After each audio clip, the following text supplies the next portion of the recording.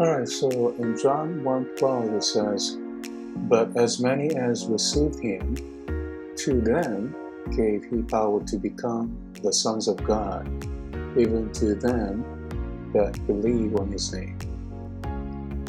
If you read that closely, you'll be able to find that basically two ways to become a son of God. One would be receiving him, meaning receiving the Holy Ghost, receiving the love of the truth. If you were to check out John 20:22, "And when he had said this, he breathed on them and saith unto them, Receive ye the Holy Ghost." So obviously it is something that you are receiving.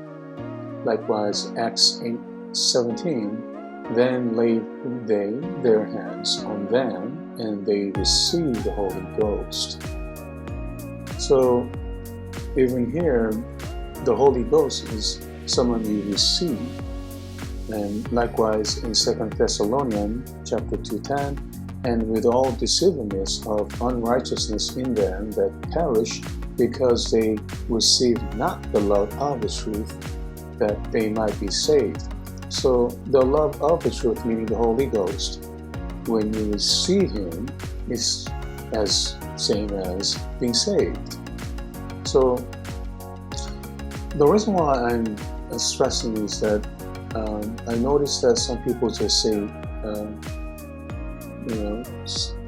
receiving the Holy Ghost doesn't equate to salvation. However, these scriptures clearly differ with that. And furthermore, I noticed that some of these people, they just flat out deny that and just focus on believing.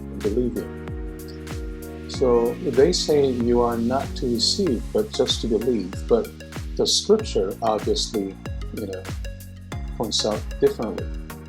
In fact, you are to receive him. We are to receive the Holy Ghost, the love of the truth, to be a son of God.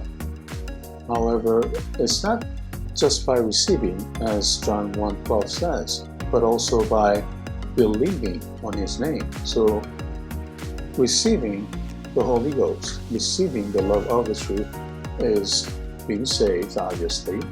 And second is, as it says in a later part, even to those who believe, right? Even to them that believe on his name. So that exactly points out that some of these who are saved, they are saved by believing on his name.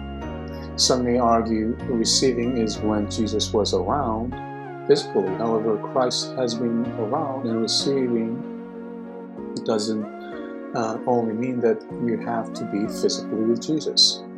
It also means receiving the Holy Ghost, the love of the truth. So I hope that this is quite clear that there are two ways. One is receiving the Holy Spirit, the love of the truth, and the other is believing on him, Jesus Christ.